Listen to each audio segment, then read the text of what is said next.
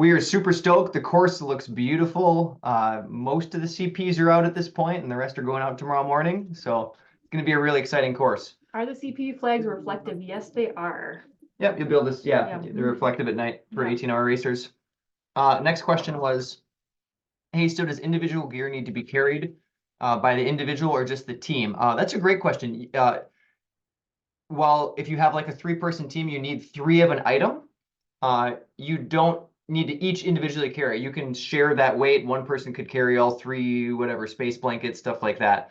They can be kind of combined together and shared amongst the team as long as there is 1 of each item.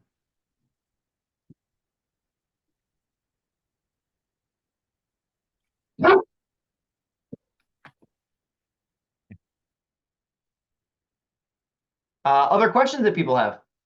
And if it's easier to unmute, you can go ahead and do that. We just had some feedback initially.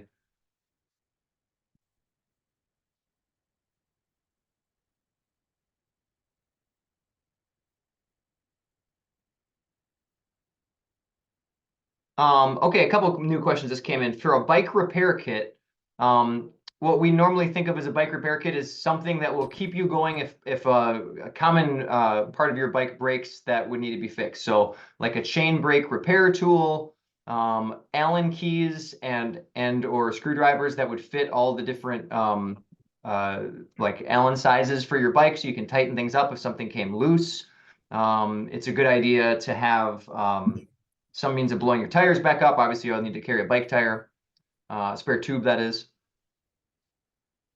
Next question. What can we get the scale, the map scales? It's quite the variety. And it depends on the race too. I know in the 18-hour, there's everything from 24,000 topo to 15,000 topo. There's a 10,000 topo. I think there's some road maps that are 24 or 30,000. It's quite a few scales, but every map will say the scale on the bottom of it. And it's a good question because you're going back and forth between so many scales. It's really a good thing to make a note of. So you don't go from like a 1 to 5,000 scale and then jump to a 1 to 24,000 scale and aren't sure what to and aren't sure how to make that transition. So just be kind of thinking ahead towards that, being ready to like shift map scales. Do we expect to get wet on the 8-hour race? If you get all the checkpoints on foot, I think your feet will get wet toward the very end of the race, or in the latter third of the race. And of course, getting in and out of the canoe, that's kind of up to you, how delicately you want to take that entry and exit. Someone asked when you get maps, that's at check-in. Is there an order of events? Yeah, you'll get that in the morning. So when you get your instructions, it will say the order of disciplines throughout the race and how checkpoints need to be approached. So it'll say you'll start on foot and then you'll transition to bike. And there's an approximate distance for each of the sections. So you'll get a full thing you should read through when you check in. Showers for people that aren't camping. I don't know the answer to that. We can check with our host and you could ask us that question tomorrow at the race, but I can't be sure of that. I don't necessarily think so. I don't necessarily think so. Yeah. All right. If you have your own paddle gear and are putting it in a bag, does the bag travel with us in the canoe? Yes, it does need to. So plan on anything that the paddle gear is going to be transported in the canoe with you. Yes. No plotting points. Everything is pre-plotted. No portage wheels needed. You have to carry it, I don't know, 20 meters, 30 meters. Nothing like a couple of years we've had like some longer portages. There's no portages in any of the races. And in fact, during the paddle sections, you really shouldn't be getting out of your boat. Because anything along shore is going to be private land. So don't plan on portaging and there's no need to portage. Just take the boat onto the shore. For the 8-hour, would you please review the type of bicycle that will work? So for the 8-hour race, there will be some legit single track. So we do recommend mountain bikes.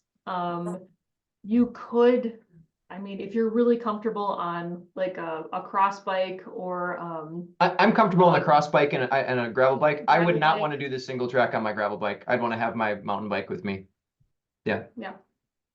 So we're not going to say you can't, but you got to be really comfortable on that gravel bike if you're going to ride that single track, or it's just going to slow you down. trying to ride the single track on a gravel bike. So we'd recommend mountain bikes for both the 8 and the 18. Yeah, there's lots of tables at headquarters. The headquarters is a big like Boy Scout cafeteria. So there's lots of tables to map at indoors prior to race start. Great question. Yep.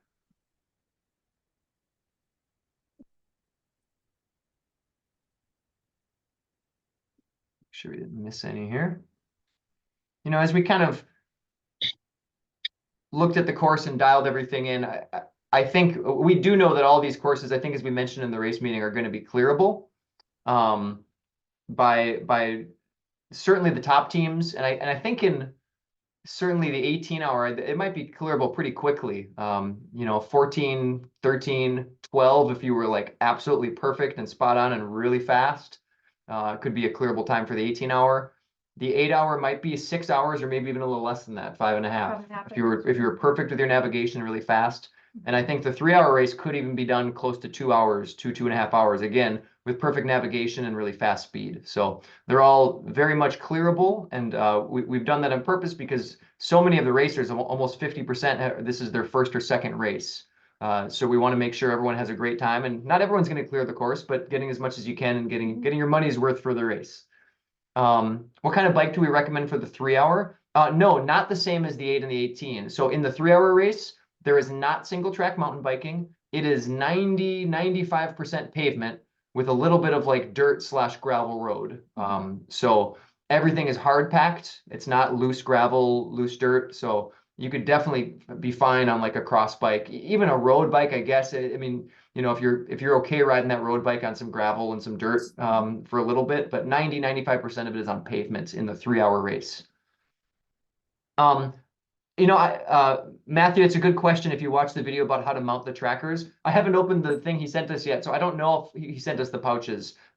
This is the first I had seen the pouches when I watched the video too. Yeah, so I didn't like. I'm not sure if that's something we had to ask for in advance. We'll find out when we get there tomorrow. I wouldn't count on them being in the tracker box that we haven't opened yet. Yes, a really good point. I was thinking about that after we talked about peeing in the woods or going to the bathroom in the woods. Yeah, we will have porta potties throughout the course, and hopefully bathrooms frequent enough that you don't have to go in the woods. But leaving toilet paper, it ideally you would carry it back out with you. And if you do have to do anything other than peeing in the woods, it is advisable to take a shovel with you and scoop a hole and bury it and cover it up. So yeah, thank you for bringing that up. Yeah, that was something we were thinking about too. Is it okay for a family of 2 teams to work together? Yeah, absolutely. In fact, there's many times where we have like a 2-person team racing alongside a 3-person team. So it really is a 5-person, but because of our divisions, we do list them separately. So no worries if a couple family teams want to work together. Oh, for a bike repair kit, you only need to carry it. You just on your bike. So you don't need to carry a bike repair kit on foot. There wouldn't be any need for it for that. So if you have like a saddle bag or just like a little bag to attach to your bike, that would be the easiest way. So it's just attached to your bike. You don't have to worry about it. It's there and it doesn't need to come out of your backpack and stays with your bike.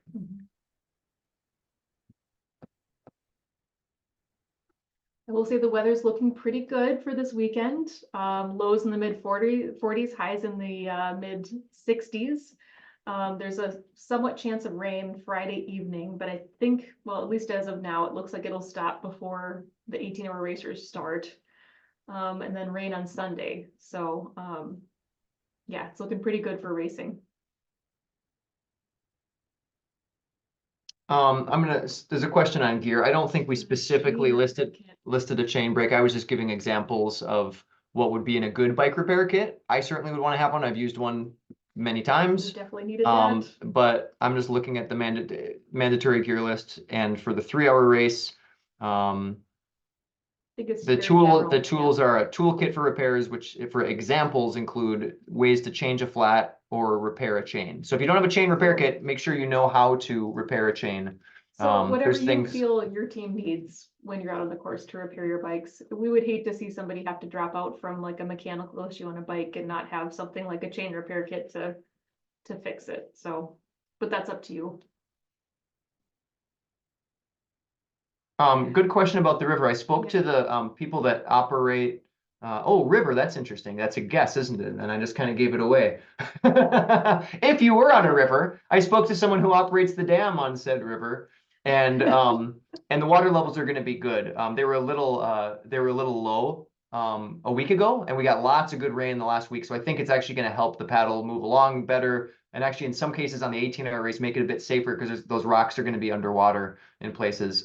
We did talk And about rapids at night. yeah, we Yes, did. We yeah, did. yeah. And yeah, so water levels are actually in excellent condition. I think it's ideal for paddling.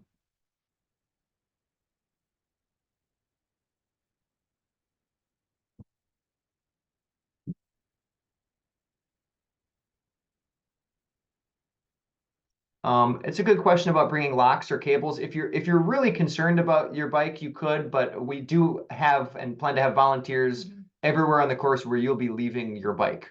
So there will be volunteers manning the transition areas where you're going to leave your bike. And the bikes are not gonna be dropped in places that are, high public traffic. They're gonna be at like a little boat launch on a little, lake out in the middle of nowhere, so it's totally up to you.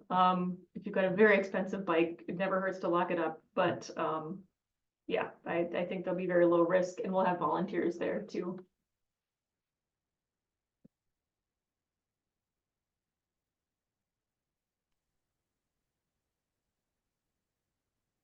Any other last minute questions?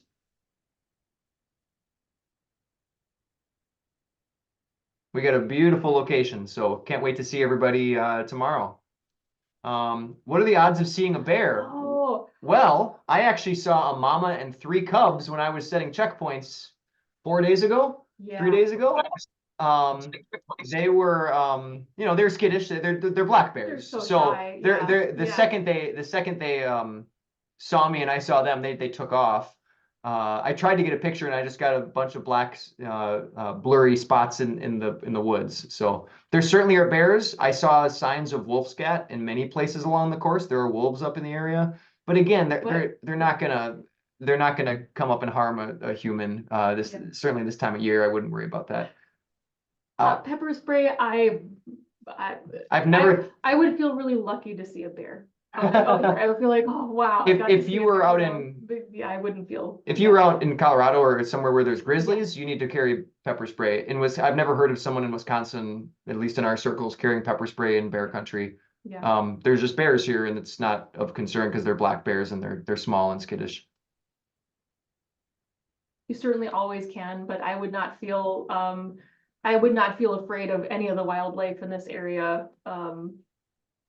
Yeah, while you're out racing.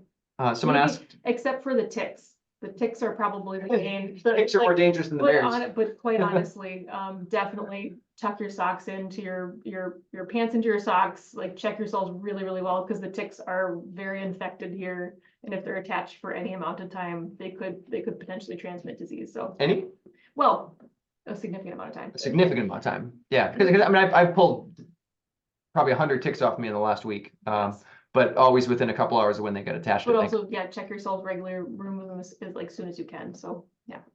Some more questions coming in. Yeah, you can leave like bikes and water stuff like with your bikes. You can leave like bike stuff and water with your bikes. It just needs to come with you when you leave that transition area. So I guess that's particularly pertaining to the 8-hour and the 18-hour where there's going to be a bike drop. Yeah, if you want to leave your food, water, stuff like that with your bike, you certainly can. It just needs to come with you when you leave on bike from that location. Here's a great question. What best advice for a second-time racer in the 8-hour race to clear the course? And maybe this will kind of go for first-time and second-time racers in any of these courses. If you're still pretty new to navigating, take your time. There are some sections of the course which navigation will be pretty simple, following a road map on your bike. But there'll be some sections, particularly around headquarters for all 3 races, where the navigation is based on a lot of trails and also some tricky topography. So make sure you just take your time with that. You're going to be quicker and more efficient if you can move in the right direction rather than going fast in the wrong direction. So really just take your time with the navigation. I think you're going to be more successful and possible of clearing the course if you don't make nav mistakes than if you try to go really fast in the wrong direction. Other thoughts? advice for first timers, second timers? For clearing the course, yeah. Yeah, clearing the course just takes good nav, good strategy. But I think more than clearing the course, I would have your end game in mind. So know like when you need to be at the finish line and how much time it's going to take you to get there, and just plan your race accordingly. So if you do need to cut a point, it's always good if you're a new racer to have a couple of points when you're planning your route. Hey, this one's way out there. If we're short on time, this is the one we're going to drop. Or hey, plan B, if we're kind of short on time, maybe we need to drop like these 3 points. So as you're planning your race, that's what I would suggest. But I do think the 8-hour race is clearable. Oh yeah, all three of them are. Yeah.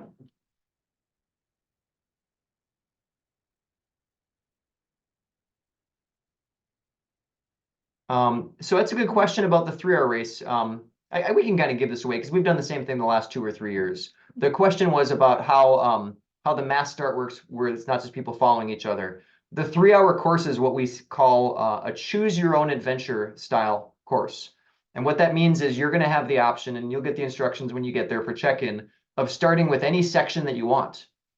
So not everyone is going to start on foot. Not everyone is going to start on bike. Not everyone's going to start at the special challenge. You're going to have different options of where to go. And even within those sections, for the trek, for example, you can go to those checkpoints in any order you like. You just have to follow the means of travel or the mode of travel specified. So if it's under the section that says trek points, you can't ride your bike close to it and then go grab it on foot. You have to leave your bike in the bike drop at headquarters, go trek to the points, and however many points you want, and then come back. Is water available at TAs for the 18-hour? Yes, it is not at every TA, but we have them marked on the instructions, and there's water for everyone if you need it at headquarters as well. And we've tried to like plan and anticipate when 18-hour racers should probably need water, and so there will be a number of places available, for you to fill up with water. Yeah, TA 2 and 3, I think. What's your favorite adventure racing snack? It's a great question. For the 18-hour race. For the 18-hour race? I like pizza. Just pizza in a Ziploc. Little mini Cokes. Mini Cokes, that's a good one. Those are good. Another good question. Yes, does every checkpoint count the same? Yeah, every checkpoint is worth 1 point. So you'll see there's some checkpoints that are going to take a lot longer to get. And if you're not going to clear the course, that would be a good strategy to think about, is what ones are you going to skip that seem to be either more navigationally difficult or further away. I will also say Tim pretty much just eats maple syrup and little bags of chips. So that's pretty much all he eats for during 18-hour races. But I don't really like it. I just do that because it gets me by.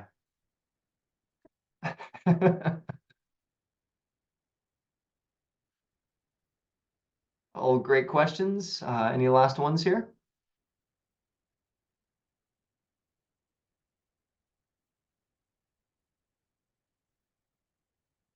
We're excited to have the Women of AR team racing the 18-hour race.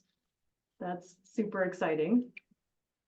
To close up, I wanted to read off some awesome statistics for the race course this year, or for the race in general this year. We'll look for any last questions here as I pull that up.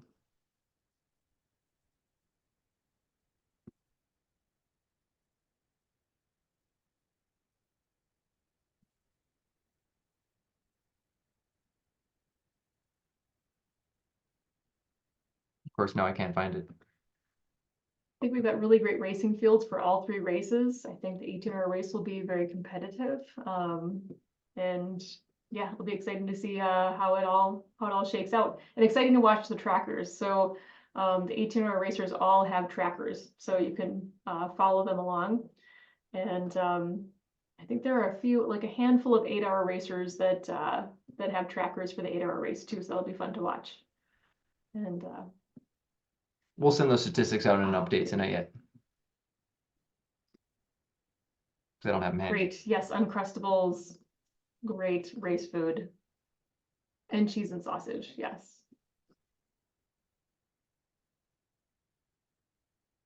All right. Well, happy prepping, everyone. We're looking forward to seeing you in the Northwoods, Wisconsin, for some of you in less than 24 hours, and for everyone else Saturday morning for check-in. Yeah. It's going to be a great weekend. Travel safe. See you soon, everybody.